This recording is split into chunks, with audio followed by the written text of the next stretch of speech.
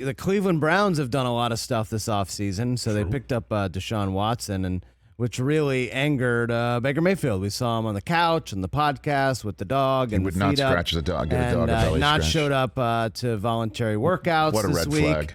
And but Kevin Stefanski spoke today and was asked about all of that.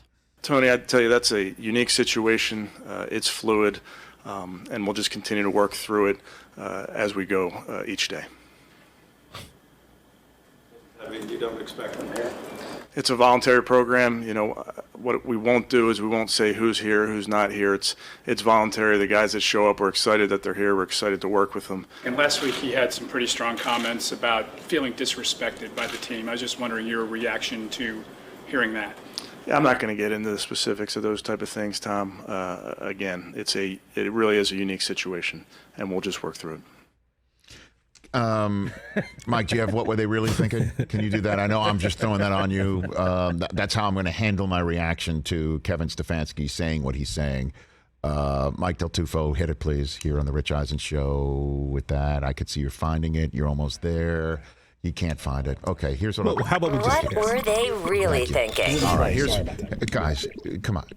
Disrespect. Look, I don't want to get into it here, but we told him at the Combine we were thinking of doing this. And it's not like we went out and reached out for anybody. It's Deshaun Watson, all right? And I know that he had all that stuff hanging over his head, but the owners of this team are willing to pay him all that cash, and we could bring Deshaun Watson here. We told him. We gave him that update. We were out, and we said, you're in. And he said, I'm out. Did you see the Cleveland letter that he sent out? I don't want to get into this because we're trying to take the high road. And plus, we only talk about the guys who are here and the guys who will give a dog who wants a belly scratch. And